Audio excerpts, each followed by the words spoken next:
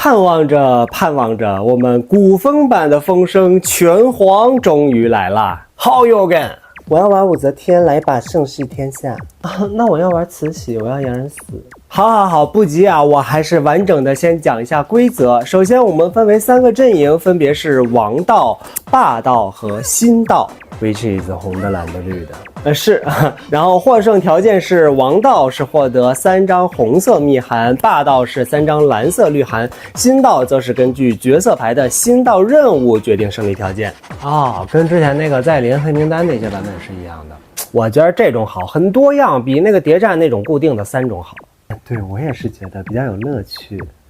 此外呢，还有一个常规获胜方式，就是把其他阵营都干掉啊。最后呢，有一个特别的获胜方式叫弑君，哪一位玩家把皇帝杀了，且他跟皇帝不在同一阵营，那么他所在的阵营就可以直接获胜。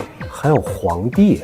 是的，游戏开始前我们要先确定一位皇帝，然后把这个玉玺放在皇帝面前。皇帝是起始玩家，比其他玩家多2张起始手牌，且皇帝不能被察言观色 ，which is 试探。那皇帝怎么确定啊？还用怎么确定？当然是傅老师啊。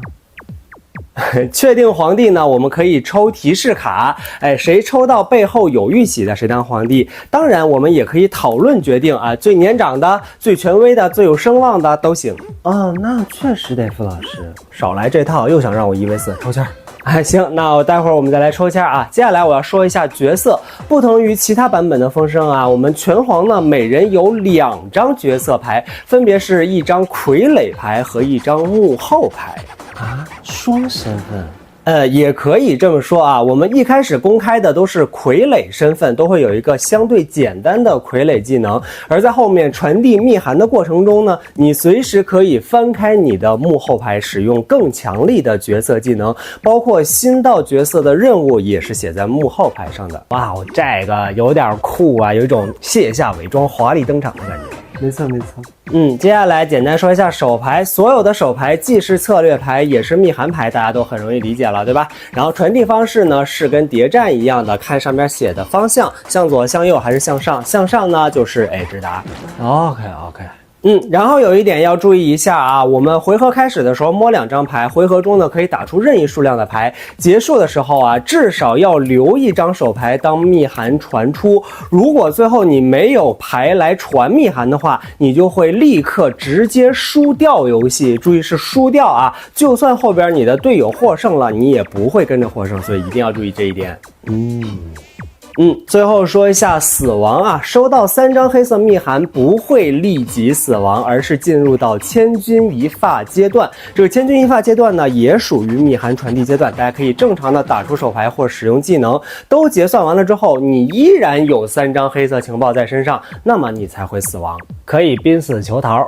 准确的说，我们只能在濒死阶段求逃，就是其他版本的风声我们都可以在自己的回合打出烧毁嘛，但是在拳皇里呢，我们的牌只有一个单输铁券，只有在玩家收到3张黑色密函之后才能打出销毁其中的1张啊。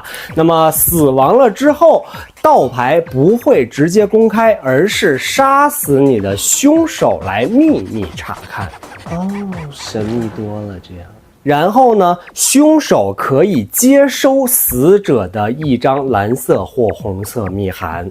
杀了人还能抢密函，这也太怂恿人了。接着死者可以把最多2张手牌交给1个玩家。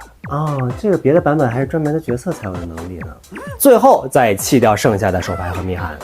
提问：怎么才算是凶手？哇塞，杀心太重吧，傅老师。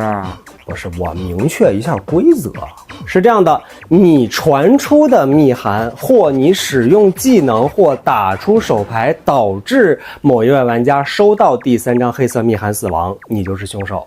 如果是我传出的，然后他打了牌导致他接收死了，那算谁？只要这张黑色密函还是你发出的那1张，你就是凶手。如果他打出的牌导致你这张被换掉了，变成了他打出的牌，那他就是凶手。懂了。OK， 那大体的规则就讲到这边，更多的细节咱们就一边玩一边完善啊。那第一把5人教学局就准备开始，先来决定一下谁来当皇帝，抽签吧，抽签吧。好的，那5张提示卡，大家来抽一下看看谁抽到玉玺呢？啊，竟然是我！哎呦，女王大人啊，那我必得拿武则天啊！哎，但是了，咱们拳皇没有挑角色，所有的傀儡牌和幕后牌都是只有1张随机发给你，能不能发到武则天，只能看命运了。